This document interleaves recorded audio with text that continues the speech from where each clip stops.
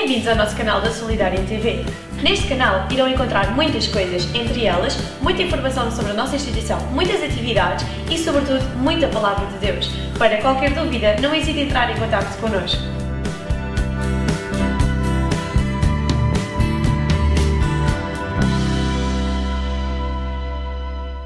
E vou-te contar uma história. Espero ter tempo para compartilhar tudo o que tenho. Gênesis, capítulo 39, a partir do verso 1. E fala numa história muito curiosa. José. Diz que José foi levado ao Egito. E Potifar, oficial de Faraó, capitão da guarda, egípcio, comprou da mão dos ismaelitas que o haviam levado para lá. Mas o Senhor era com José. E ele tornou-se próspero e estava na sua casa, ou na casa do seu senhor, o egípcio, e viu o seu senhor que Deus era com ele. E que fazia prosperar em sua mão tudo quanto ele empreendia. Assim José achou graça aos olhos dele e o servia, de modo que o fez mordomo da sua casa.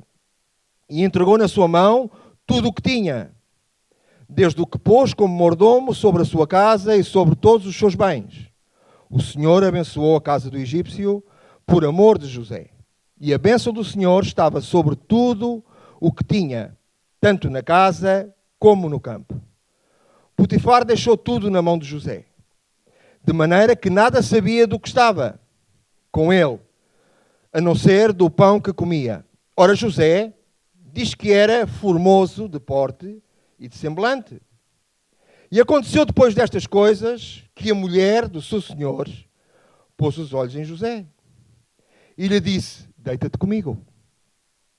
Mas ele recusou e disse à mulher do seu senhor: eis que o meu senhor não sabe o que está comigo na sua casa e entregou em minha mão tudo o que tem. Ele não é maior do que eu nesta casa e nenhuma coisa me vendou, senão a ti, porquanto és sua mulher. Como posso eu cometer este grande mal e pecar contra Deus? Entretanto, ela instava com José dia após dia. Ele, porém, não lhe dava ouvidos para se deitar com ela ou estar com ela. Mas sucedeu que certo dia que entrou na casa para fazer o seu serviço e nenhum dos homens da casa estava lá dentro, então ela, pegando-o pela capa, lhe disse: deita-te comigo. Mas ele, deixando a capa na mão dela, fugiu, escapando para fora. Que o Senhor abençoe a sua palavra. Amém? Glória a Deus.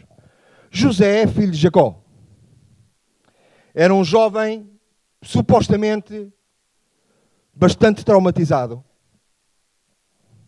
e tinha motivos suficientes para questionar realmente o amor de Deus na sua vida.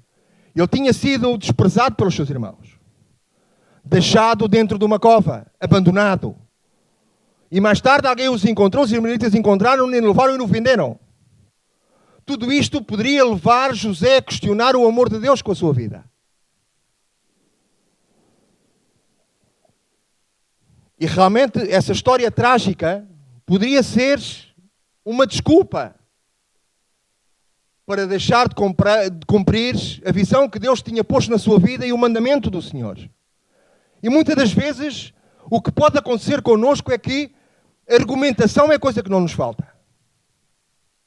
E quando muitas das vezes somos confrontados com situações nas quais vemos de certa maneira algum desvio da mão do Senhor das nossas vidas, porque Deus prova as nossas vidas, amém? Ok? Deus não te condena, Deus não te persegue, mas Deus sim prova as tuas vidas, porque realmente Deus quer homens e mulheres que realmente tenham 100% de disponibilidade e que sejam sinceros, amém? Não podemos servir a dois senhores, ok? Não podemos ter a nossa vontade à frente da vontade de Deus. Ou fazes a vontade de Deus, ou então fazes a tua vontade. Não podemos, dependendo do nosso estado anímico, assim, levar-nos e sermos guiados pela vida. E José teria toda a argumentação possível para poder se justificar diante de Deus. Mas, no momento de difícil decisão, teve firmeza, teve constância, teve realmente o que tu e eu hoje pede de nós. Firmeza. Que sejas uma pessoa sólida, com ideias realmente muito bem apuradas, muito bem delineadas, muito bem assimiladas. Ou com o Senhor, ou fora do Senhor. Amém? Não podemos viver em duas situações, paralelamente. Porque não conseguiremos responder às duas. Falharemos, certeza, a uma. E neste sentido, José negou-se. Negou o pecar contra Deus, negou o realmente trair a confiança daquele egípcio que viu com os olhos naturais que realmente Deus estava com ele e que tudo aquilo que ele depositava nas suas mãos era extremamente abençoado. E que bom é quando alguém vê em nós que há a bênção de Deus nas nossas vidas. E aonde tu tocas, as coisas são prosperadas. Não quer dizer que sejam de uma forma rápida. O professor Arão assim o dizia. Há um processo. Uma casa não se constrói num ápice. Há casas que demoram, às vezes, anos a ser construídas. Edifícios. Porquê? Porque há um processo. Até que realmente esteja habitável, com todas as garantias de segurança e de habitabilidade que é necessário, demora um tempo. Mas claro, somos pessoas bastante apressadas. E às vezes o tempo, é que isto... A azáfama é de tal maneira grande que muitas das vezes nos distraímos. Mas José teve essa valentia de honrar a Deus e também honrar ao homem. Amém? Foi tentado sexualmente pela esposa de Potifar, do seu amo, do seu senhor, de quem ele servia, de quem ele foi posto como homem de confiança, ao ponto de Potifar deixar tudo nas mãos dele. Não tinha stress. Sabia que o Senhor estava com José. Amém? E esta mulher diz que o segurou pela capa, ordenando que ele se deitasse com ela. E José diz que deixou, no versículo 12 do capítulo 39, diz que José deixou a sua capa nas mãos dela e fugiu. Todos nós somos tentados por muitas das vezes e em coisas diversas e em diversas situações. Todos nós temos a nossa esposa de Potifar atrás de nós. Poderás tu agora chamar-lhe do nome que quiseres. Aqui a história relata realmente uma mulher que era esposa do seu senhor. Mas talvez poderá ser a herança que a tua família tem um dia mais tarde que fechar os olhos dos teus progenitores, ou enfim. E isso poderá ser a tua esposa. Poderá ser a tua esposa de Potifar. Ou poderá ser, não sei, às vezes inclusive é a tua própria família. Há pouco tempo, eu e o Vítor falávamos aí com um irmão que já esteve connosco e comentávamos disso mesmo. Muitas das vezes as famílias, não digo que de uma forma propositada, mas talvez de uma forma um pouco despercebida, e inocente fazem-nos situações que são muito parecidas à esposa de Potifar. Agarram e das duas uma, ou tu estás muito ciente de que a quem serves e quem é o teu Senhor, ou então a tua capa vai-te levar a uma situação que depois será muito complicada. E às vezes não há volta atrás. É irreversível. A esposa, aqui, como é óbvio, figura a tentação. A capa, aquilo que nos liga à mesma tentação. É preciso perceber e aceitar as nossas limitações, as nossas fraquezas. José percebeu que não era conveniente porque ele tinha temor de Deus. E aquilo que cada vez mais é notável e é respirável e é visível no nosso meio é que falta muito temor de Deus no seio da igreja. Amém? Porque se realmente houvesse temor de Deus, e quando digo temor não é medo de Deus, é reverência, é realmente respeito àquele que tudo fez por ti e por mim, àquele que não olhando a meios para atingir os fins, deu o seu próprio filho, ele feito carne, em resgate, e sendo crucificado numa cruz, aonde aí diz, consumado está. E tu hoje possas estar aqui, levantar as mãos e dizer glória a Deus, aleluia. Que bom é o Senhor. Pois é. Mas para que o Senhor seja bom e tu tenhas uma vida que tens, alguém sofreu por ti e por mim. Amém? E esse preço altíssimo tem que ser o reconhecimento que José teve na altura em que foi tentado e foi agarrado pela sua capa.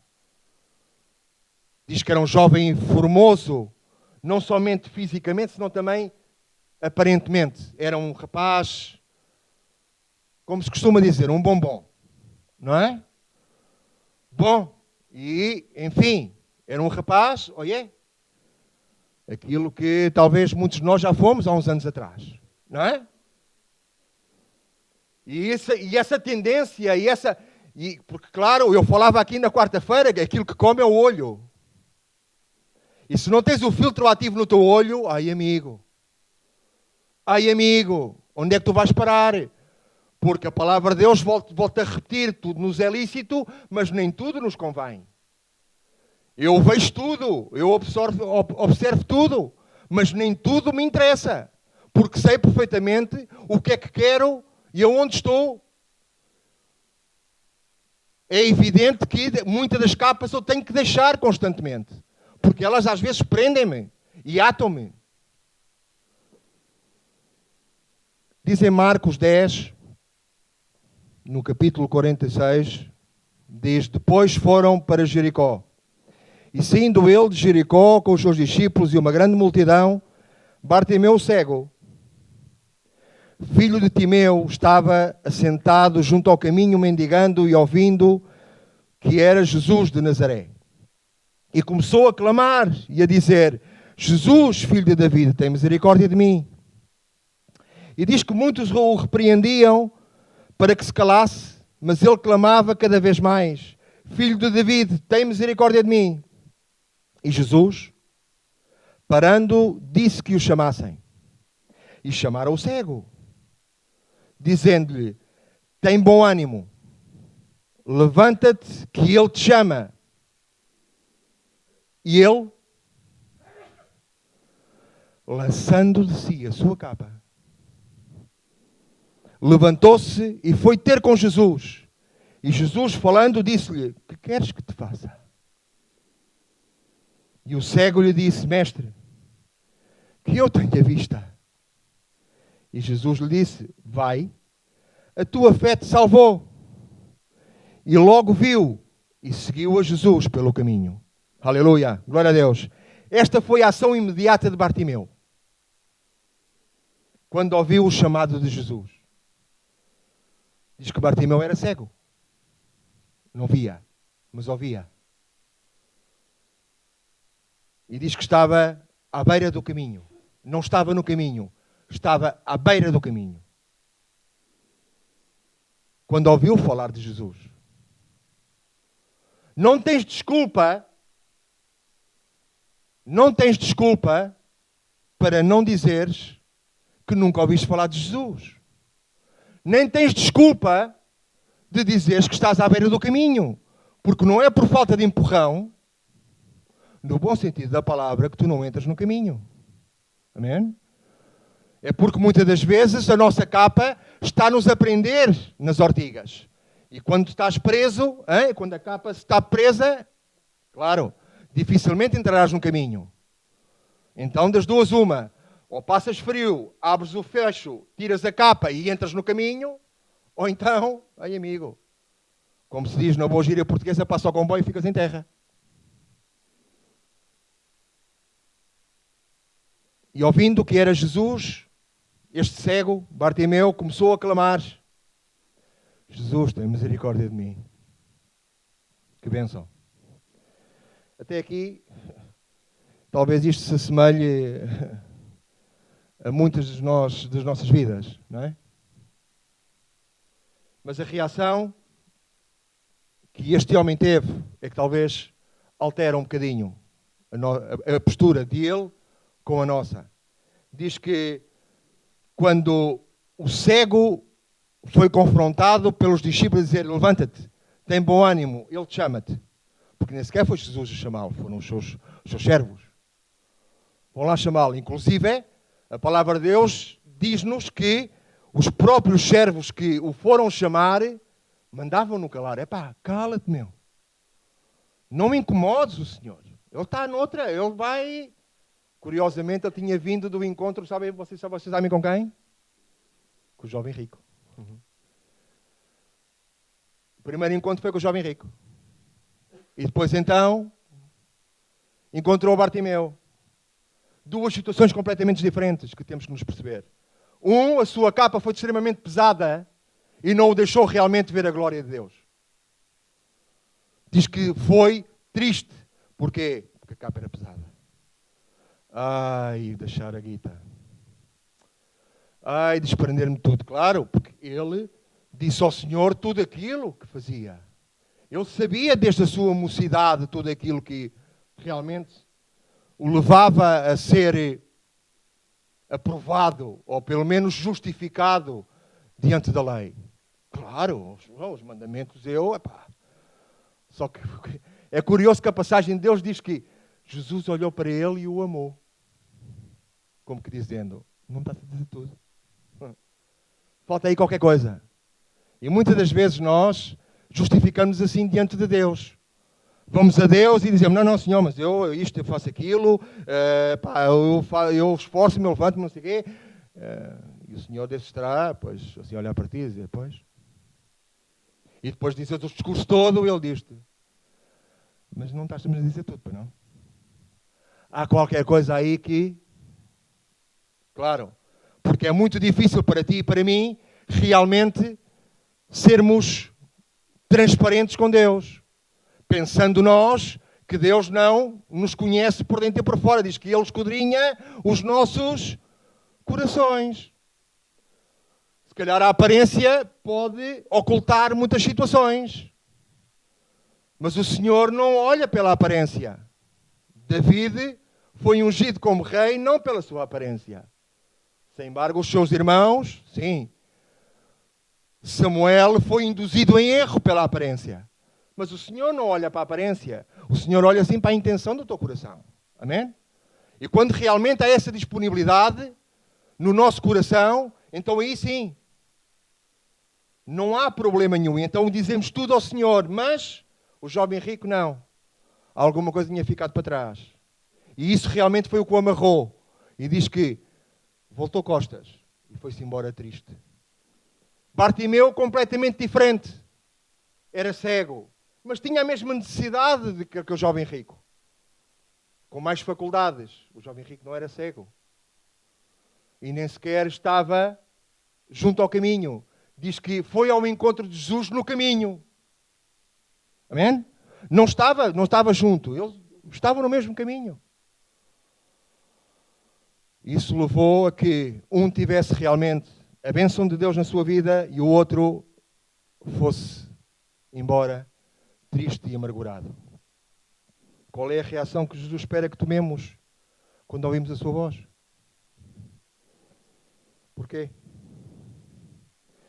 Antes de mais, devemos saber para que serve uma capa. A maioria das definições que podemos encontrar é que uma capa é talvez um artigo que nos protege. Que nos poderá também dar algum relevo a nível estético. Enfim, pode nos proteger, pode perseverar um objeto. Enfim, uma capa é algo que realmente protege. E essa capa protegia Bartimeu das intempéries, talvez serviria de cobertor para o proteger e também serviria de fonte de receita, porque supostamente seria na capa que ele estendia que as pessoas deitavam as moedas quando passavam e davam a sua limosna, davam a sua oferta, davam a sua migalha. Ao desprender-se daquela capa, Bartimeu estava a libertar-se realmente de uma cobertura temporal que era humana para abrigar-se realmente à sombra de Jesus. Irmão, eu gostaria muito que tu pudesses aprender a libertar-te das tuas capas, que estão a aprender que tu realmente tenhas uma vida abençoada em Jesus. E realmente aquilo que eu quero te dizer nesta manhã é que é tempo de realmente tu te libertares da tua capa. Aquilo que tanto te está a aprender, tu possas ver a glória de Jesus. Este homem era cego e viu. Tu talvez és coxo e não andas. Talvez és surdo e não ouves. Talvez és deficiente de algum membro e esse membro não te funciona e te dificulta a tua vida laboral. Não sei.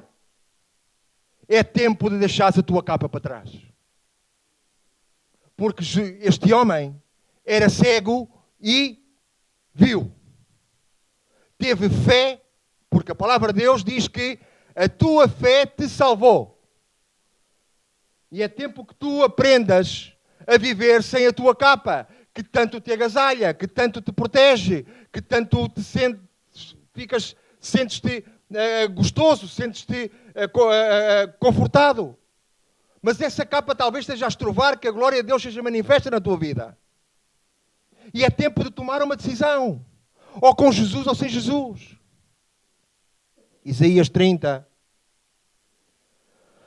do 1 ao 3. Ai dos filhos obstinados, declara o Senhor, que executam planos que não são meus. Fazem de acordo sem a minha aprovação, para ajuntar pecado sobre pecado, que deixam ao Egito sem consultar-me, para buscar proteção no poder do faraó e refúgio na sombra de Egito. Mas a proteção do faraó lhes trará vergonha e a sombra de Egito lhe causará humilhação. Isto é uma tradução da Nova Versão Internacional. Ai daqueles que realmente a sua capa o está a impedir de realmente fazer e de cumprir o chamado que Jesus pôs diante de cada um de nós. É tempo, irmão, irmã, de realmente deixares para trás essa capa. Essa atadura que te está a prender, que te está a atar. Essa cobertura mundana que pode ser uma crença para uma proteção talvez momentânea. Talvez, não sei, algum acordo familiar. Vinha no carro e falava com o Selvin sobre uma pessoa em causa. Uma capa que o levou à rua, a certo jovem, homem. E falávamos, bom, quando essa capa se desgastar ou romper, ai amigo, o que é que será? Porque temos que entender que as nossas capas são momentâneas e não duram para sempre. Por muito que gostes de um certo casaco, de um certo gabardine, de um certo, não sei, blusão, tarde ou cedo, de tanto usares, ele vai se desgastar. Jesus não se desgasta jamais. Amém? Porque eu dizia aqui na quarta-feira, ele é o mesmo ontem, hoje, e será o mesmo amanhã e para a eternidade.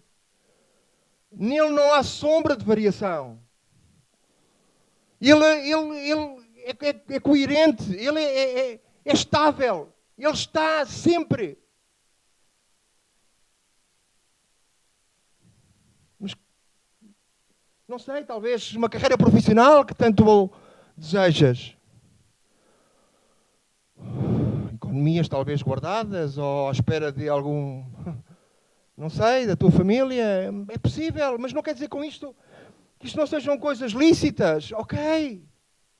Se vierem, glória a Deus, não há stress.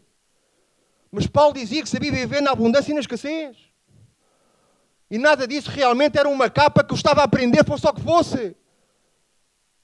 Tinha tido momentos áureos, de grande glória, de reconhecimento, mas depois na prisão, e depois de ser apedrejado, depois de ser castigado, ele continuava a ter o mesmo gozo. E a servir a Jesus com a mesma intensidade. Mais ainda, era ali que ele realmente via que Jesus estava a ser glorificado na sua vida. Amém? Glória a Deus. Tão difícil é despojarmos a nossa capa, que está a aprender que realmente a glória de Deus seja manifesta nas nossas vidas, irmãos.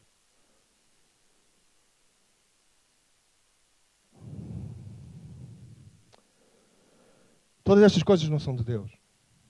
O Salmo 27:10 diz que porquanto o meu pai e a minha mãe me desampararem, ouve, o Senhor me recolherá. Amém? Qual é que é o temor? Qual é que é o medo? Qual é que é a questão que agora se põe? A palavra de Deus diz-nos no Salmo 27:10, porquanto o meu pai e a minha mãe me desampararem, e quem é o pai e quem é a mãe? Não são aqueles que dão a sua vida por ti e por mim? Aqueles que durante uma vida lutam para que tu tenhas uma vida boa. Mas diz que mesmo nessa altura, enquanto eles te possam desamparar, Jesus te apanhará. Glória a Deus. O mesmo versículo que eu li na quarta-feira, vou lê-lo agora. 1 Timóteo 6:17 diz, manda os ricos deste mundo que não sejam altivos.